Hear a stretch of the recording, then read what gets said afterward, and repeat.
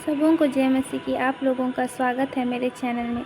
आज हम लोग वचन पढ़ेंगे रोमियो का नाम, जिसमें हम लोग वचन 14 से लेकर 13 तक पढ़ें, 1 से लेकर 13 तक। तो आइए हम लोग वचन में जाएंगे। दूसरों के लिए पाप का कारण ना बने। यदि कोई विश्वास से दुर्बल हो तो आप उसकी पाप शंकाओं का विवाद किए बिना उसका स्वागत करें। कोई मानता है कि उसे हर प्रकार का भोजन करने की अनुमति है, जबकि जिसका विश्वास दुर्बल है वह साग सब्जी ही खाता है। खाने वाले शाकाहारी को तुच्छ न समझे और शाकाहारी खाने वालों को दोष नहीं माने, क्योंकि ईश्वर ने अपनाया है। दूसरे के नौकरों पर दोष लगाने वाले आप कौन होते हैं? आपका दृढ़ बना रहना या पतित हो जाना चाहिए। उसके अपने स्वामी से संबंध रखता है और वह अवश्य दृढ़ बना रहेगा, क्योंकि उसका स्वामी उसे दृढ़ बनाने रखने में समर्थ है।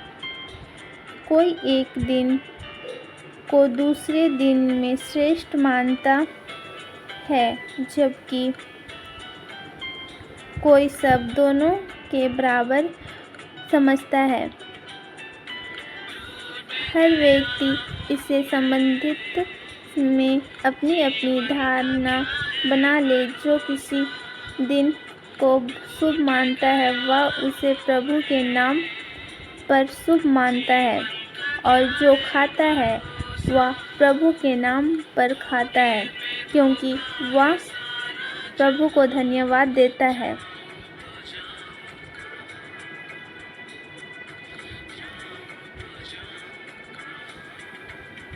और जो परहेज करता है वह प्रभु के नाम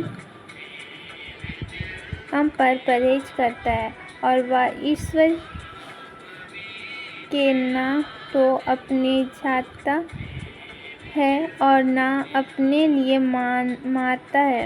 यदि हमें जीते हुए रहते हैं तो प्रभु के लिए जीते हैं, और यदि मरते हैं तो प्रभु के लिए मरते हैं।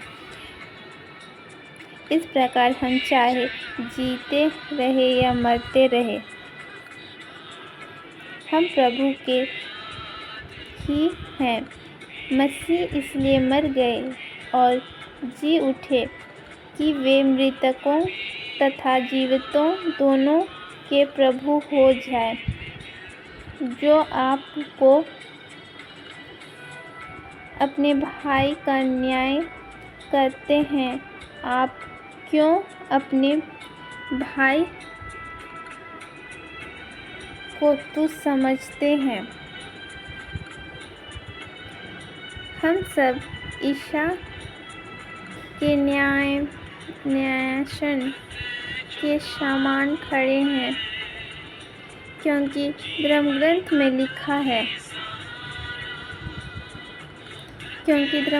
लिखा है, प्रभु यह कहता है, अपने अमरता की सौभाग्यना हर घुटना टेके लोगों को दो। मेरे सामने झुकेगा और हर कंठ ईश्वर से स्वीकार करेगा। इससे स्पष्ट है कि हम में हर एक को अपने कर्मों का लेख ईशा को देना पड़ेगा। इसलिए हम आगे चलकर एक दूसरे का न्याय नहीं करें, बल्कि यह निश्चित कर ले कि हम अपने भाइयों के मार्ग में ना तो रोड़ा अकड़ाएं और न ठोकर,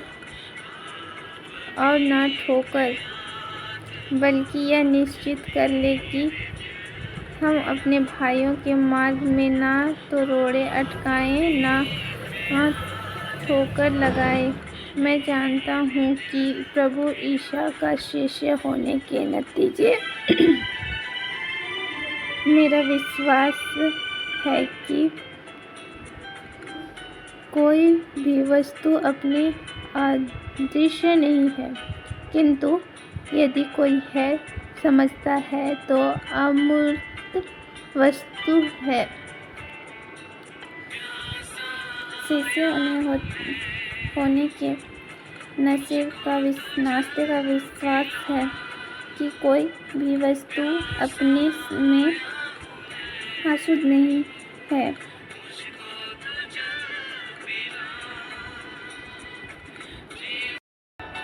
किंतु यदि कोई यह समझता है कि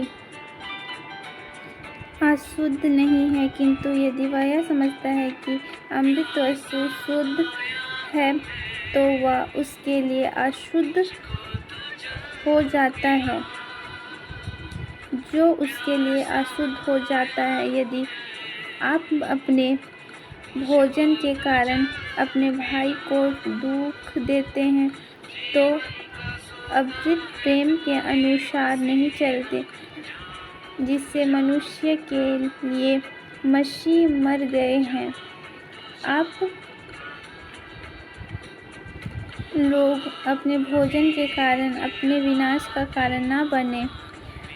आप स्वतंत्र को निवाद का विश्वास न बनाने दें, क्योंकि ईसा का राज्य खाने पीने का नहीं, बल्कि न्याय, शांति और पवित्र आत्मा का प्रदान आनंद के विषय में है।